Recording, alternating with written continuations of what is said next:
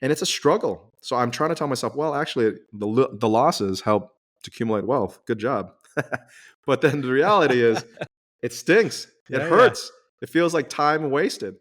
But what I've tried to do is say, look, I lost boatloads when the market was down 20% in April of 2025. And I told myself, look, better to spend more of your wealth now than let the market take it away. So the irony is that during bear markets, I like to spend more money because I'm trying to race against the market, trying to spend down my money for me with me getting nothing in return, right? And the other thought process is the focus on return on effort. ROE, not return on equity, but return on effort. So in a bull market, you want to work hard, save, invest aggressively to make your fortune. You've got this window. Usually it's 3 to 7 years. In a bear market, what you want to do is you want to spend and enjoy life, kick back, don't work as hard. Because if you're working harder in a bear market and you're losing money, your return on effort is going down. It's just a waste. So the only way to improve your return on effort is to do less, to do nothing, and to spend your money. And that's kind of the ironic opposite thinking. But this is the type of thinking that I've embraced during bad times. Welcome, millionaires and future millionaires. You're listening to the Millionaires Unveiled podcast, a show where you'll hear the stories and interviews of everyday millionaires. We'll unveil their decisions, their strategies, and their portfolio allocation. Now to your host, Jace Mattinson. Welcome back to another episode of Millionaires Unveiled podcast. This is episode number 408.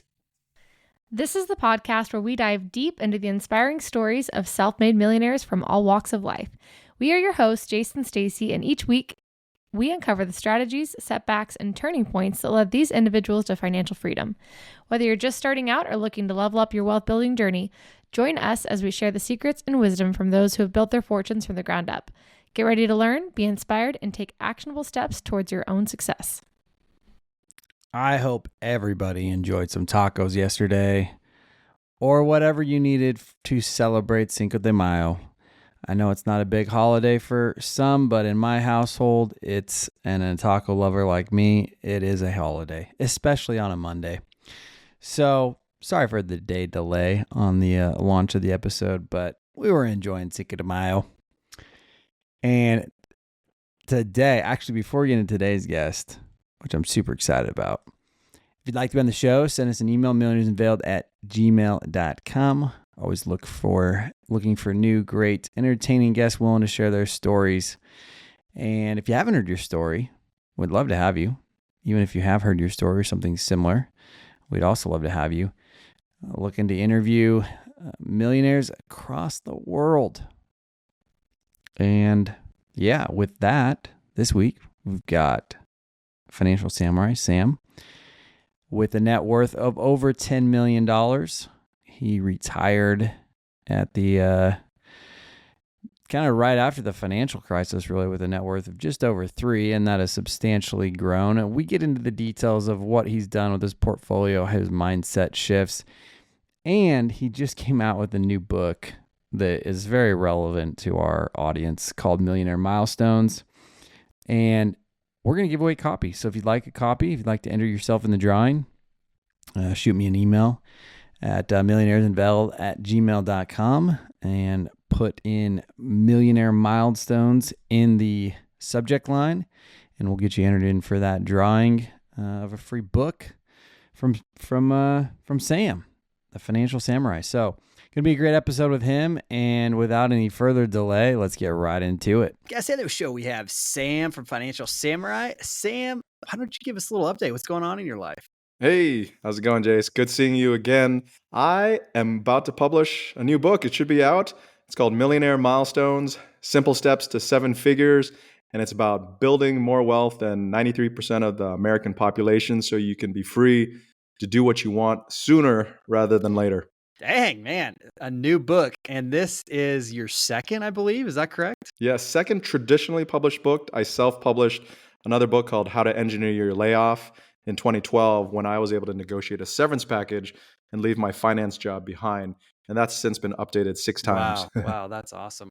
So we couldn't get you on the show without getting a net worth update. So where does the net worth stand today? Well, I have never revealed my exact net worth after saying $3 million when I retired in 2012. But 98% of my net worth was invested in risk assets like stocks and real estate. And if you put something like a 6 or 7% compound annual growth rate from 2012 to today, that 3 million has grown to over 8.5 million today. And that's just from that. So one of the things that is amazing is that once you have accumulated your nest egg, the compounding really starts growing, and it can surprise you after several good years like we saw in 2023 and 2024. So pretty safe to say you're approaching or near the 8-figure mark or over it. What do you think about allocation from, I guess, the time period of 2012 to today? Have you adjusted any of that? Have you doubled down on one asset class versus another? Or has it been kind of the same and steady since 2012? So my net worth breakdown, I've always tried to target between 25 to 35% in public equities, and then somewhere around 35% to 50% in physical real estate, and up to 20% in alternatives, more specifically private real estate and venture capital. And I've kept the public equities at around 28 to 35% since 2012. And part of the reason why it's not bigger is because I used to work in investment banking in equities in particular. And my goal was to try to diversify as much away from stocks because my career, my bonus, everything was dependent on the equities market. So I invested heavily in real estate with as much of my income and bonuses that I could. What I am trying to invest more in is venture capital. So here in San Francisco, where I am, it is AI mania every single day. Doesn't matter where you go, coffee shop, golf, whatever it is, bookstore, you'll hear people talking and coding AI stuff. And so I can't help but get caught up in that. And I don't know if we're in some mega bubble. But what I do know is that AI is going to kill millions of jobs in the future. It's going to make life harder for our children to get well-paying jobs. I've already got rid of my dad, who was the editor for Financial Samurai for 10 years. And now my wife doesn't really edit much because, I can use the editors and ChatGPT and Claude to do the work. And so I see the writing on the wall. It is so obvious to me that life is going to get much more difficult and more competitive for our children. So I decided I am going to be investing in private AI companies and the publicly traded tech companies that invest in AI so that just in case there is no hope for our children in the future, my private AI and public AI investments will do well. So that's what I'm thinking about right now. I want to dive into this breakdown a little bit. So let's go to the public equities. Traditional 401k IRAs, is that something that you started with, back when you were working on Wall Street and have continued, or have you kind of moved away from those, put more into a brokerage account, or kind of how do you think about that? So I advise everybody to try to max out their 401k as soon as they possibly can. And if the amount of money you're saving and investing doesn't alter the way you change your spending habits every single month, you're not saving enough, because way too many people will just wing it when it comes to their finances. They're not intentional. They don't save and invest until it hurts every single month. And then 10 years later, they wonder where all their money went, right? So that is the basic minimum to max out your 401k. If you can contribute to a Roth IRA because your income limit is below the limit that the IRS says you can contribute, you should do that as well. But then once that is done, that is a basic core. Everybody should become 401k millionaires by the time they're 60. Really, what you want to do is max those out and then try to save an additional 20% or more of your income in taxable brokerage accounts. Because the taxable brokerage accounts are unlimited, and in terms of contribution, there's no early withdrawal penalty, and those are the accounts that will generate passive income to help you retire early or do whatever you want sooner. So this is really important. Don't just focus on the tax advantage retirement accounts. I recommend trying to build, this is your ultimate target, a taxable brokerage account that's worth at least 2 times, ideally 3 times as much as your tax advantaged accounts. And have you been able to kind of stick with that 20% yourself in terms of putting that money in the brokerage every year since essentially you engineered your first layoff? Good question. So while I was working, I got that up to 60, 70%. just all in taxable brokerage accounts and rental properties. And since I left, my income declined the first year. Well, actual income declined probably about 80% because I had passive investment income by then, about $80,000. But then I also had a severance package that I reinvested in the stock market. And then I started working on Financial Samurai more full time, about 20 hours a week. And so that grew. So I've always kept my saving rate actually at least 50% ever since 2012. So it's almost kind of debilitating in a way. It's like inertia where I'm so used to saving over 50% that it's hard for me to stop. But yes, I've actually maintained that because I lowered my spending for the first couple years after I left in 2012. But then the income started coming back because of Financial Samurai and other activities. It's pretty amazing. And if people aren't familiar with your journey, they've got to go check out your blog and a lot of the literature that you put out, because it is quite remarkable what you've been able to do and the mindset shift, that occurred to leave, lower spending, continue to invest, and then seeing this, the income skyrocket. Talk to us a little bit about the pull to invest in real estate and continue to do so even after you left working on Wall Street and didn't have kind of that risk potentially of investing in public equities. Right. Well, it's interesting because I worked on Wall Street for 13 years, specifically in equities. I saw the boom of 2000 and then the bust. My sandwich shop maker is bragging to me, I was worth $2 million, $3 million while he's making sandwiches, right? And then he lost it all because he invested all in internet stocks and on margin. So I was jaded by that. I was highly affected by that. But then the real negative impact was in 2008 and 2009 during the global financial crisis, where I lost about maybe 40% of my net worth in 6 months. That took 10 years to build. And so for me, equities is a type of funny money. You can make it, but it's funny money because it doesn't provide utility, doesn't give you any joy unless you just like looking at numbers on a screen. You have to sell occasionally to buy something to improve the quality of your life. Otherwise, there's no point investing in equities. So for real estate, I like real estate because it's understandable. You can do things to improve it. It rides the inflation wave, and there's tax benefits. If you think about real estate, just your own home, you have the optionality of seeing it grow in wealth and value. You can raise your family, protect your family, and you can improve upon it. And over this time period, you can pay down your mortgage and pay down your debt, and you'll have forced savings and you'll grow your wealth. And then 10 years later, you'll probably be worth a lot more. So for real estate, it's very easy to understand, and you actually can take some action to improve upon it. And so in terms of rental properties, it's not for everybody, obviously, but if you can ride that inflation wave with real estate, I think you're going to do very well in the future. And it's much less volatile. Just look at 2025, Liberation Day, stocks melt down 20%. It's just here today, gone tomorrow. But with real estate, at least, there's a much more steady component. And as you grow wealthier and as you grow older, I think you want more stability, and you don't want to have all this exposure to things too much outside of your control. Yeah, it makes sense.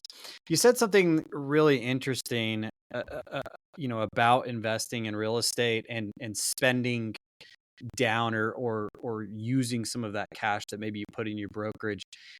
From a strategy standpoint, do you typically kind of save up in your brokerage account for a real estate deal that maybe you want to buy in a year or two from now?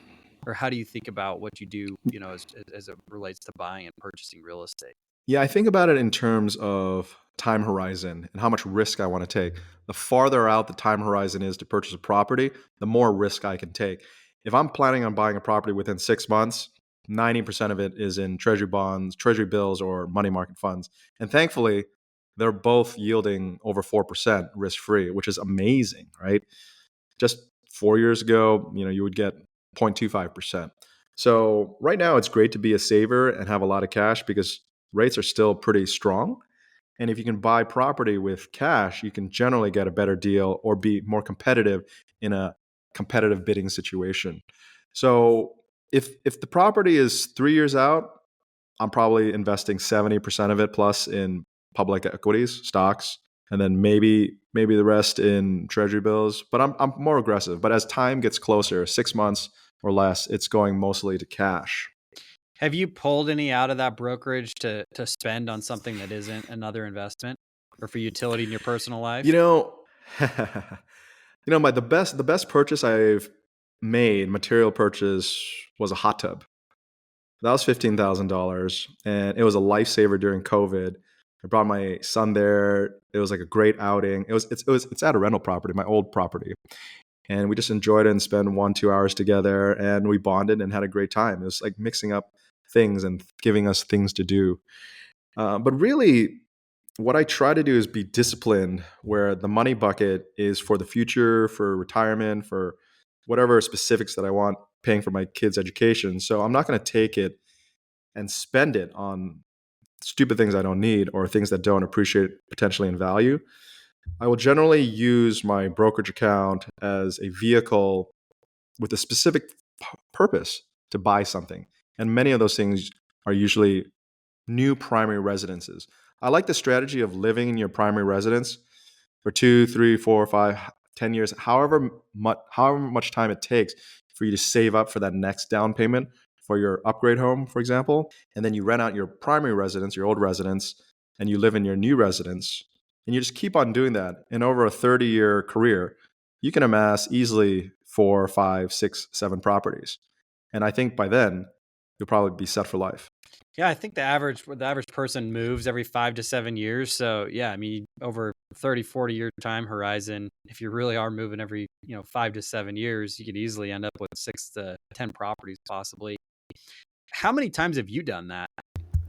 Oh, I've done that many, many, many times. I first started in 2003, bought another property in 2005, bought a vacation property mistimed in 2007, bought another property, 2007, 2014, another property in 2019, 2020, and 2023.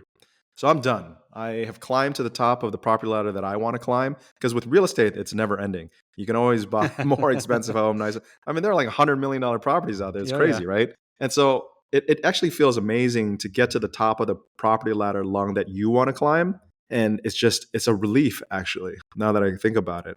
Because all this time, I've been saving and investing in the brokerage account, investing so that I could one day have enough of a down payment or maybe cash payment to buy a nicer home. And as you know, when you have family, as a father, you want to just provide for your family. And you want to offer the nicest home that you can provide for them. And it's just kind of like a duty that we have. And so we got there in 2023, and I feel great.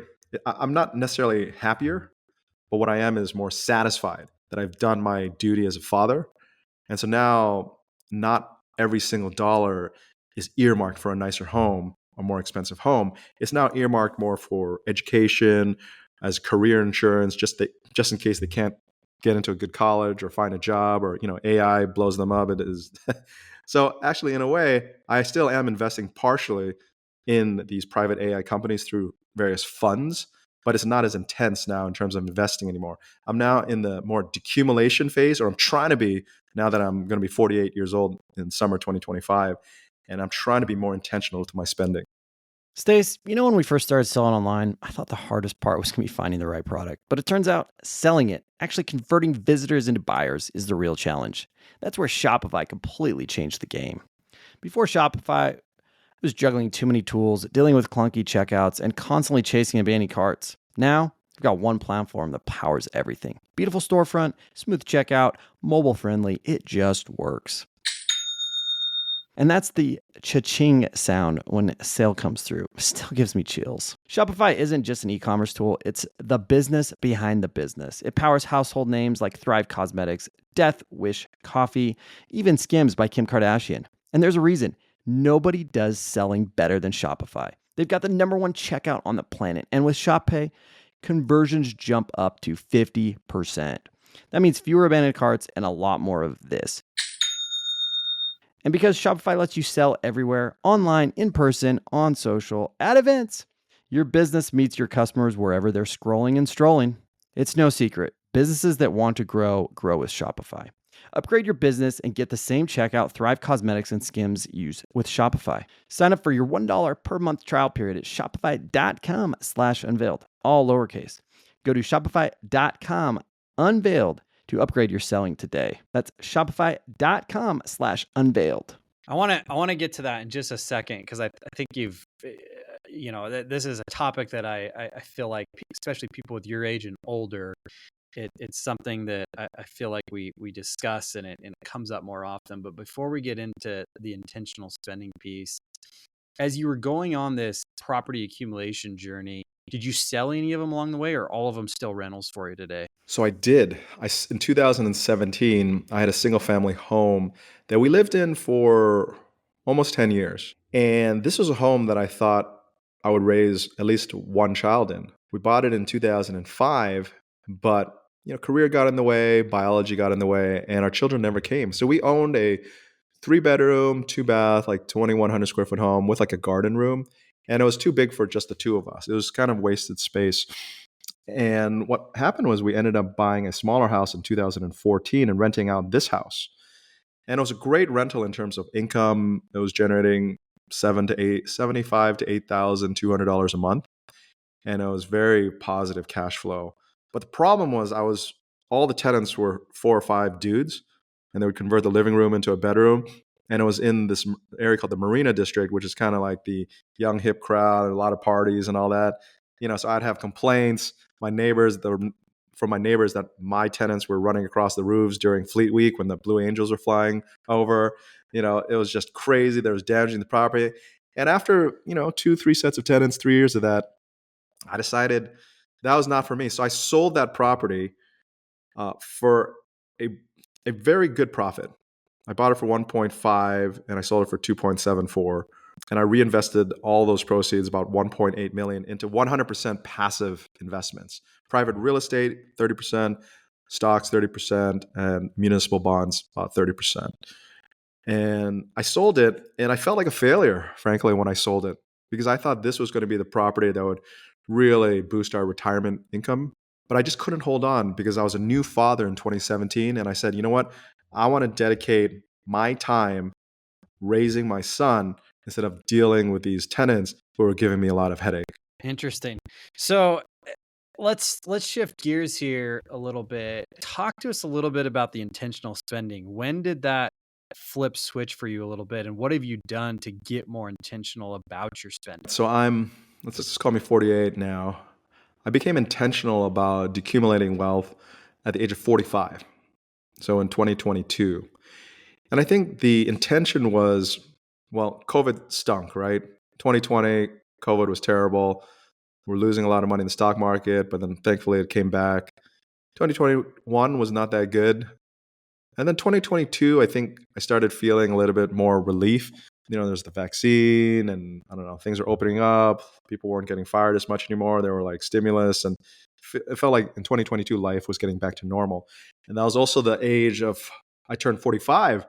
And 45 is a little bit over halfway to death, right? The median life expectancy is 80 for men, maybe 82, 83 for women. And I don't think we can be bold enough to say we're going to outlive the median. And so I said at 45, I'm going to start being more intentional with spending, not working as hard. I mean, I didn't work very hard, but when you're locked down, you might as well work. So I ended up writing my other book, Buy This, Not That, which was a lot of work. And just be more intentional in terms of running the numbers and saying, okay, not only is it just spending more than you make, but it's also spending more to draw down your principal. So for example, let's say you had a $10 million net worth that was 100% in stocks and it went up 20%. Your net worth went up 2 million and your income, let's say, was 300,000, but you spent, let's say, 500,000. So yeah, you have a deficit of 200,000, but your net worth went up 2 million. So you're still up 1.8 million. So the trap that we have, that I have, and many people in the FIRE community have, is that we're so used to saving and investing everything. And we start thinking, well, okay, we're going to model it out. So if I spend more than I make, I'm decumulating wealth. But actually, that doesn't go far enough, because once you have your financial nut, several $1 million, whatever it is in your investments, that compounding is ferocious. It's amazing how much that can snowball into a huge amount of wealth.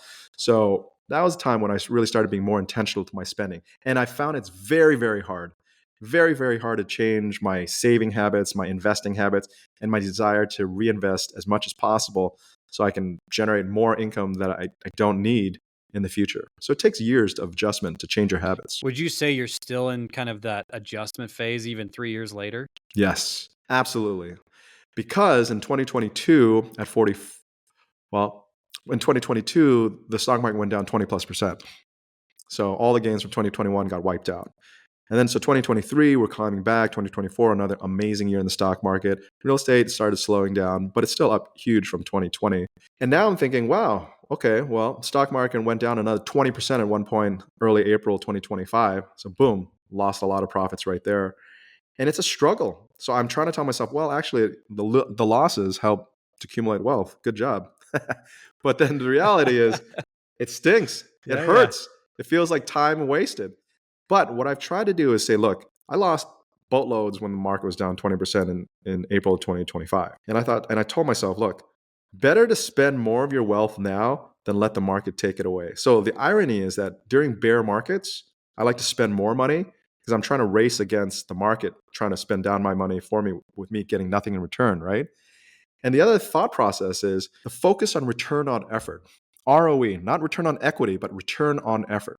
So in a bull market, you want to work hard, save, invest aggressively to make your fortune. You've got this window. Usually it's 3 to 7 years. In a bear market, what you want to do is you want to spend and enjoy life, kick back, don't work as hard. Because if you're working harder in a bear market and you're losing money, your return on effort is going down.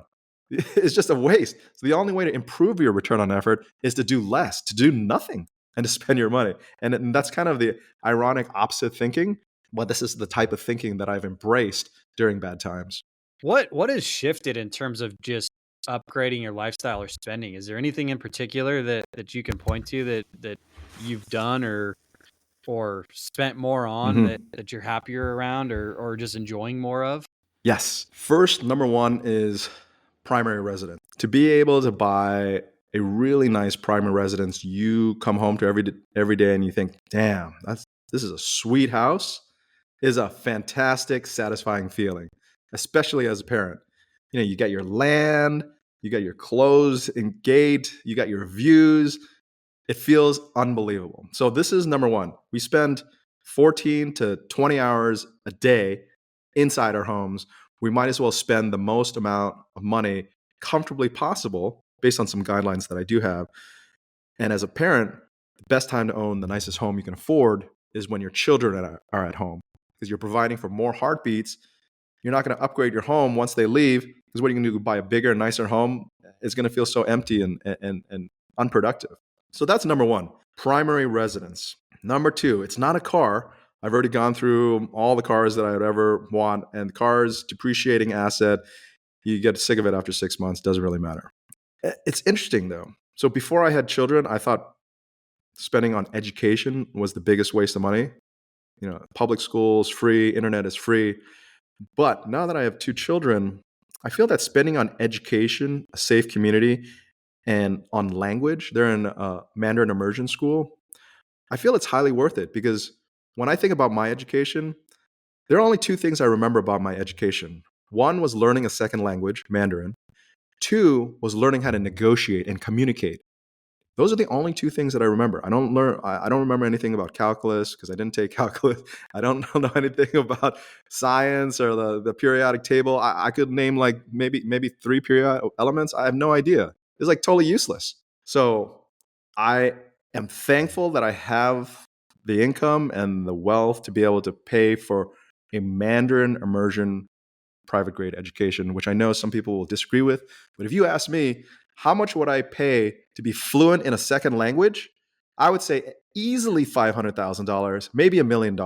Because once you're fluent in a second language, you think differently, you dream differently, your whole world opens up to more people where you can make better connections. And I think it's worth it. That's cool. So primary residence and education for your kids. I mean, that's the two things. Did you go through the car thing and some of the other luxury items that most people associate wealth with? I did that in my 20s. The number one thing I wanted to buy, because my parents were super frugal. When I was in middle school, that's the time of puberty, and you want to compare with your friends, and you're easily embarrassed by anything they say. My father, you can say my parents, he owned a 1976 Datsun, which is called a Nissan now, but it had no paint and it only had one hubcap.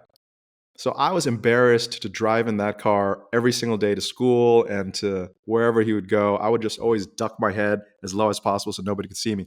And that really made an impression on me. It made an impression, one, because I took the car out when I was like 13 years old during the monsoon season, and one of the hubcaps fell off. Actually, the remaining hubcap fell off. And I snuck the car back, and my dad didn't even say anything. He didn't realize the hubcap was gone. It was such a junker. So I was like, okay, this is actually a benefit of driving a beater car.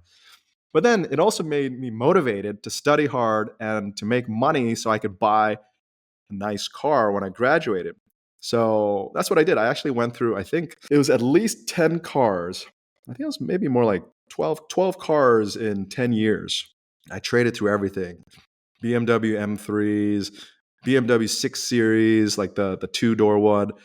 And, after I got it out of my system by the age of 32, and I was done.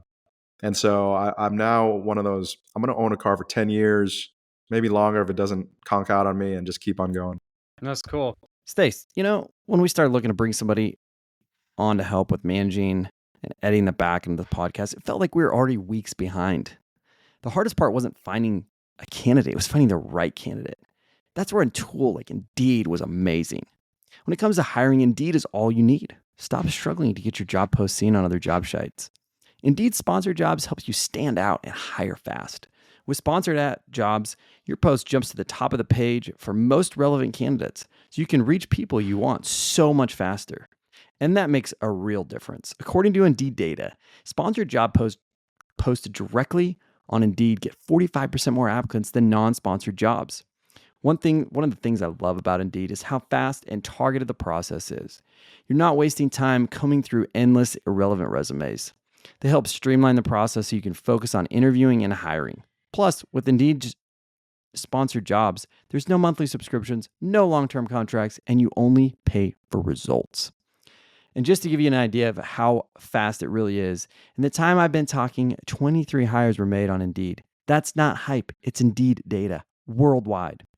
There's no need to wait any longer. Speed up your hiring right now with Indeed. And listeners of this show will get a $75 sponsored job credit. Get your jobs more visibility on Indeed.com/unveiled. Just go to Indeed.com/unveiled right now and support our show by saying you heard about Indeed on this podcast. Indeed.com/unveiled. Terms and conditions apply. Hiring, Indeed is all you need. So let's talk about this book, Millionaire Milestones, Simple Steps to Seven Figures. What led you to pour your heart and soul into this book? Oh, what led me is the fact that the sacrifice, the savings, and the investing when you're younger is no sacrifice at all. It is so worth it when you're older. It is unbelievable. I've been writing on Financial Samurai since July 2009, 3 posts a week, never quit. And through this time, I've seen people go from, I hate your charts and your guides on average wealth by age and all that, to 10 years later, people coming back and saying, you know what? Thank you for giving me this guide to shoot for by age, wealth to shoot for by age, these various milestones. It's changed my life. It's enabled me to have the confidence to propose to my girlfriend, to start a family, to buy a house, to move out of my mom's basement, all that good stuff, right? And so I really wanted to encapsulate the experience that I've had, 30 years experience in finance and building wealth, into a book that's actionable, that can motivate people and guide people to build more wealth, because I absolutely believe it's worth it. The thing is, in 10 years, 20 years, we're going to regret more of the things we don't do than the things we try. And we're definitely going to regret not saving and investing and being more strategic with our finances. Because the easiest way to never say, if I knew then what I know now, is to go read or listen or talk to someone who's been where you're going to go, right? And so I was a big fan of The Millionaire Next Door, Rich Dad Poor Dad, every single book, personal finance book you can imagine. And so I felt it was now my turn to write my version, a modern day version of building more wealth to achieve more financial freedom. Talk to us a little bit about the way that you kind of broke this book up. We've got uh, getting started, the perspective, seize the millionaire mindset. Phase 1, growth, millionaire fundamentals. Phase 2, lifestyle, the millionaire way of life. Phase 3, legacy, the millionaire's everlasting imprint. Yeah. So phase one is all about saving and investing in the various ways, whether it's stocks, bonds, real estate, building a business. In my opinion, I feel everybody who has a comfort of a day job, health benefits, retirement benefits, steady income should work on the side to build something of their own, brand themselves online, do whatever it takes. Because when it comes to building a business, it's not just about earning income, it's about building that equity in your business. So every single business sells for a multiple of revenue or profits. If you bring in $10 more in profit, your business is worth actually $50 more, because if it sells for 5x profits, that's what the valuation is. So in the beginning, it's all about figuring out what you like to invest in, what you're good at, how to invest, and really to try to get to that $250,000 investment milestone. And why do I say 250,000? Well, first you got to get to 10,000 savings and investing, 100,000, 150, 250,000. But at 250,000, there's a greater chance that your investments will earn more for you than the amount of money you can contribute that year, specifically for a 401k. For example, the employee maximum contribution for a 401k is 23,500 in 2025. We also know that 70 to 75% of the time, the stock market goes up in any given year. And we also know the historical return of the stock market is about 10%. Probably is going down, but about 10%. So if you take 10% times 250,000, that's $25,000. That's more than what you could have maxed out in your 401k. And that's amazing. That's huge progress. That is where the compounding magic really starts. And so I say you get to that 250,000, you getting to $1 million in investments is an inevitability. And from there, things really open up. You won't feel rich, I don't think, because even $1 million only generates about 30 to 50,000 in risk-free income. But the possibilities of getting to 3 million, 5 million, 10 million, they really start opening up, because not only do you feel more comfortable with your wealth, you also have more courage to take more risk, whether it's with your career or with your investments. And so these milestones build upon each other to the point where the momentum starts growing your wealth for you way faster than you can grow your wealth on your own. On that note, I'm curious, as somebody who's lived this, been investing, and you're telling us about the compounding effects of somebody who's in their late 40s now. How much do you think? I mean, I know we've all probably seen the charts of Warren Buffett, where 99% of his wealth at this point has come after his 50th or 60th birthday, or whatever it is. I mean, where do you feel like that's fallen for you at 48? Is it upwards of 90% from compounding, or where does that number land? The older I get, the higher the percentage is from compounding and the existing nut. So when we talked about earlier, my net worth was 3 million in 2012 for that. And it's at least 8.5 million just doing nothing with zero contributions. But of course, over the past 13 years, I've saved and invested in more money. So the net worth is much higher. And what people don't realize is when they put the numbers in the compound interest calculator and they say, I contribute 20,000, 50,000 a year for 10 years at a 5% to 8% rate of return, and they see these big numbers and they're like, there is no way, that doesn't sound realistic at all. No way. But I will promise you, every single listener out here, all those numbers are real because the math doesn't lie. You get a couple good years like 2023 and 2024, up 23% and 22% consecutively. If you have 10 million, your 10 million goes to 12 million, and then your 12 million goes to 14.5 million. And then pretty soon you're going from 10 to 20 million in 5 years. It's crazy how much compounding happens as you build more wealth and as you get older. So my hope is with Millionaire Milestones that it motivates people to save and invest every single month until it hurts to get to that nut. Because once you get to that nut, oh my goodness, it will blow you away. And what I like most about having enough passive income to cover your living expenses is your ability to speak your truth, speak your mind, speak up against injustices. Anybody who pisses you off, you can stand up for yourself, stand up for your family, tell them to piss off, whatever it is, because you don't care. You're not beholden to anybody. No employer, nobody dictating whether you live or die. And that is one of the most important reasons why I think everybody should shoot for financial independence sooner. Yeah, that's awesome. So in terms of Sam, and you've got this book, it's out.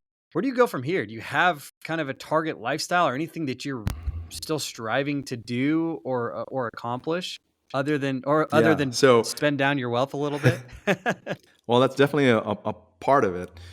So after Buy This, Not That came out in 2022 and it became a Wall Street Journal bestseller, Portfolio Penguin gave me another book deal, a 2-book deal. And initially I thought, I don't want to do it because writing a book, marketing is so much work. 2 years easily, multiple edits, head pounding stuff, it's very hard. But it felt good. It felt like an accomplishment. You won't get rich writing unless you are a top 0.1% bestseller, but you'll feel satisfied. And one of the things that I felt was, because I now have children completely in academics now, I felt that if I could write a book, show them that I'm writing, and then show them the final product in the bookstores, and we go treasure hunting like we did in 2022, they would take their academics more seriously. Because if daddy was studying, reading, writing, and creating, how can they not also study, read, write, and create? So I wanted to set an example for them through this process of writing Millionaire Milestones. And once this is out, I'm going to take probably a 6-month break, and I'm going to get started on another book. And the other book is going to be a little different. It's going to be about highlighting underdog within all of us and how people achieve success even though they're not set up for success.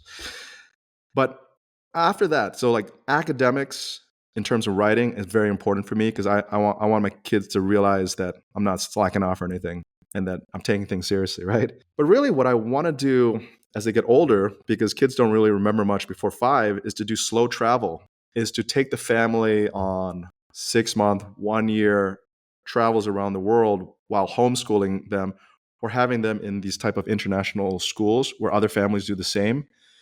Because I grew up in the Foreign Service where I traveled every 2 to 4 years to a different country, U.S. Foreign Service, and it was one of the most eye-opening things ever. I learned another language, I learned different cultures. I feel like I have more empathy for other people, other religions. And I think these are good traits to have as any child growing up to become an adult. And I think that would be such an amazing experience to spend money to live abroad and see the pyramids instead of just read about the pyramids, right?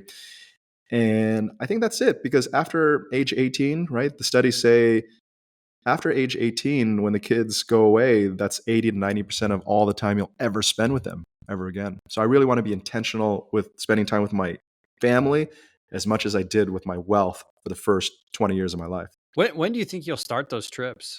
Well, my son is 8 and 5, right? So we are going to go do 5 weeks in Honolulu this summer to do summer school there. And that's easy because my parents are still alive and they're there, and I want to spend time with them and have them build a relationship with their grandkids. And I think that those trips are going to start, international trips, probably next year. So when my daughter is 6 and he's 9, because that's when they still love their parents, right? They want to be with us. And then I think that's when they remember their trips. And so I think that's going to be very impactful. So we're probably going to do, we're going to try 5 weeks abroad in Honolulu. It's not abroad this summer. And then we're going to try to do 2 months maybe next year, and then 3 months the following year, 1 month in the winter. And then maybe if they like it, we're going to start doing the whole semester or the school year abroad in different places. I think it's going to be such a fun journey and so educational. And to be able to do that, right? To have the freedom. There's no point in having an online business or having wealth if you don't take advantage of it. If you start living like everybody else, then what's the point, right? There's no point grinding and saving so hard. Yeah, that's cool.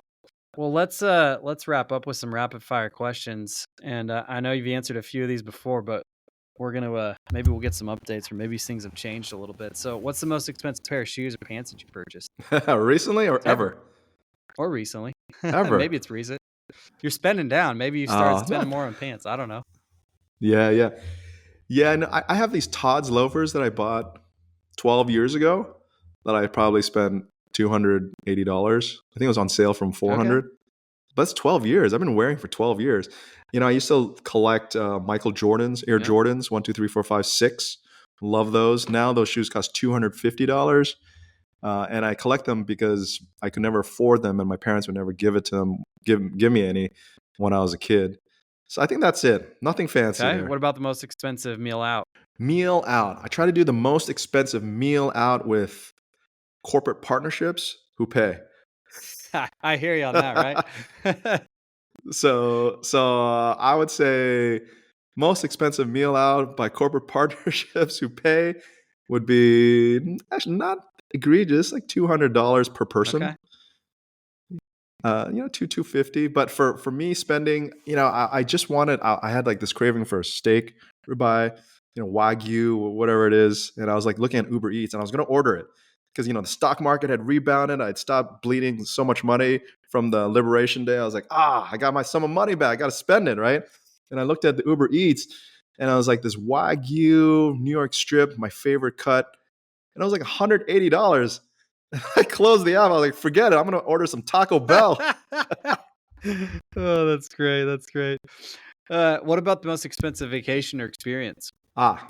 Well, this also happened. Okay, so I can't spend enough money. So when I go to Honolulu this summer, I was looking at homes to rent, for my family of four, and normal 3-bedroom or 4-bathroom homes cost $25,000 to $40,000 a month. They're furnished. And I was thinking to myself, that's crazy. So I'm going to probably live with my parents and then take weekends and go to hotels.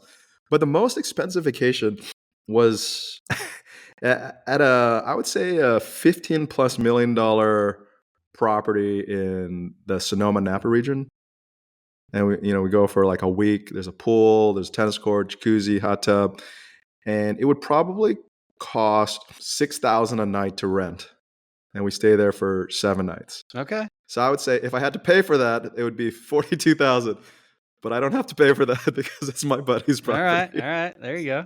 So I'm trying to spend, but man, thank you for asking me these questions because I need to be more intentional in spending. What about the most expensive car that you bought in your 20s? Sounds like. Oh, okay. Most expensive car. Oh, yeah. G500, Mercedes G500. This was back in 2004, I believe. 2000. No. I bought a condo in 2003. I bought it in 2002. I was a young man, 25 years old. I spent $78,000 for the Mercedes G500. And why did I buy that? Well, I love the car. But before then, there was one dealer in Santa Fe, New Mexico, who had a monopoly on the distribution rights for the G500 Mercedes, and they were selling it for $150,000. And they lost their monopoly rights in 2022, and the price went in half. And I thought at 25 years old, I was like, wow, what great value, spending $78,000 on a car. I'm all in. Let's go. So I bought the car, took it up to Tahoe, didn't want to get it dirty. And then a year later, I sold it and I took a bath and lost about maybe $18,000 because it couldn't fit in the garage of the condo that I bought in 2003. The car was like 6'7" and the garage was like 6'2" or 6'4". What a bummer. So I took a bath What a on bummer. that. Yeah. What's a key lesson you learned from childhood? Key lesson I learned. Wow. I have many lessons I learned. One that came to mind is always going to stick with me is when I was out to eat with my parents, my dad would scold me for ordering any kind of beverage. And he would say, just order water and get a free slice of lemon. It's good for you and it's free. So that was one lesson. Second lesson was I remember being very upset with my father when we were living in Taipei, Taiwan. So I went to his office and I ripped up 5 or 6 pieces of paper that he had typed up. And back then there were no computers, so he had typed it up, diligently. It probably took a couple hours. And I ripped it up because I was mad at him. And then I just went to my room crying or whatever, just mad. And then he came in. He didn't come in with a belt. He didn't come in with a whip, nothing. He just sat me down and he said, son, please don't do that again. I spent a long time writing those papers. So that was it. But because he explained to me what I had done and why what I did was wrong, that really forever changed my behavior and the way I listened to my parents. Do you have an item or possession that you've spent any sum of money on that's your favorite, or that you get the most utility out of? That's not needed, like a Sure. luxury item? Or anything? Well, in December 2016, 5 months before my son was born, I bought a 2015 Range Rover Sport for $60,000 after tax. And I love that car. Oh, it's such a good looking car. 20-inch rims, black on black tint. Beautiful car.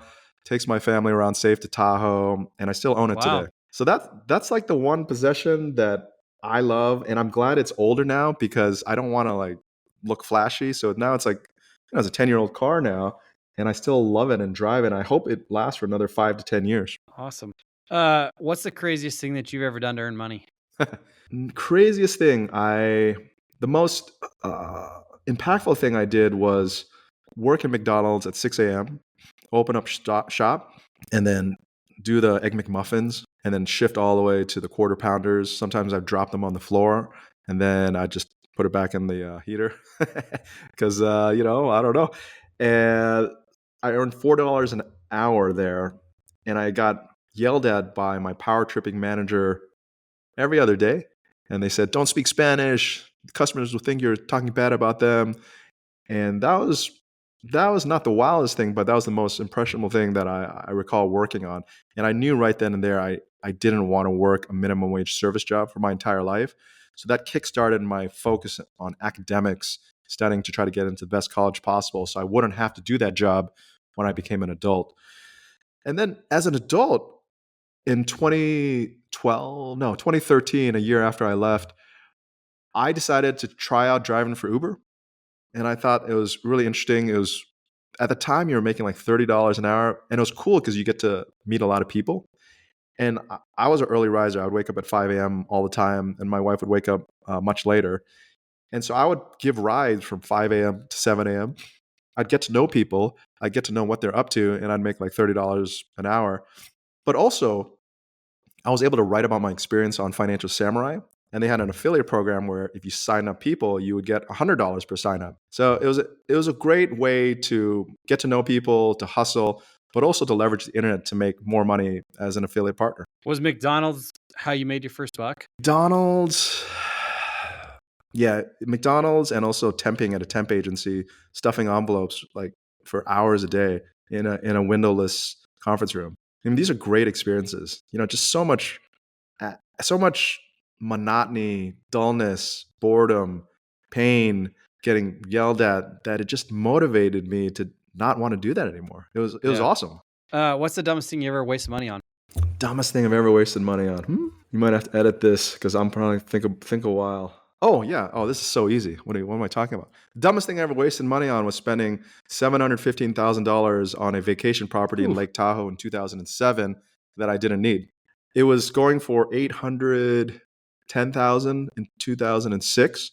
So when I was able to get it for $715,000, I thought, oh, this is a great deal. I love the property in Palisades, Tahoe. I took my wife there in, I think it was 2000 on our first date, and I actually ended up proposing there. And so I thought, this is the property for me. My income is going up. 2007, I made the most I've ever made. I'm on the right trajectory. And then, of course, the financial crisis happened, and it lost 50% of its value in the next 3 years. And so that was the albatross on my neck for 10 years until it kind of recovered. And that was the humble pie that I needed to just make sure I focus on asset allocation, proper risk management, and just keeping your head down, staying humble, and not believing my income trajectory would keep growing to the sky, because it never does. The window of opportunity is never that large. What's a closely held belief that you once had that you recently changed your mind on? Oh, so as a stay-at-home father, taking care of young kids is exhausting. It is harder than any banking job, working 60 plus hours a week, especially in the first 5 years of their life. First 3 years, really, because one look away and it could be injury or death, right? It's just, you can't mess around. You have to so focus. But one belief I thought was, oh, all the nannies and the parents at the playgrounds on their phones, that's bad parenting. It's like you're not paying attention. It's like, I'm like mentally snooty in my head. Like, pay attention to your kid. They just want love and attention. But now that I've been a stay-at-home father for 8 years, now I think, wow, how can you go to the playground with your kids and not be on your phone and hang out and do something else? That it's just too much effort to always be playing hide and seek and tag and running with them for like 1-2 hours at a time. So now I'm thinking, wow, yeah, find that outlet with your phone or whatever, so you can, you're still there as a parent. You're still providing them the joy and the ability to play. So don't be too hard on yourself. Sam, any last words of advice for somebody who's just starting out on their journey? Yeah, talk to people who've been there before. Read Millionaire Milestones and really focus on being intentional with your finances. Nobody cares about your finances more than you. And we are in a harsh, brutally competitive world where everybody's looking out for themselves and trying to get ahead. So if you don't focus on your finances and look out for yourself, you're going to be in big trouble. So please do. Awesome. That's Sam, author of Millionaire Milestones, Simple Steps to 7 Figures. Thanks for on the show today. All right. Thanks for having me.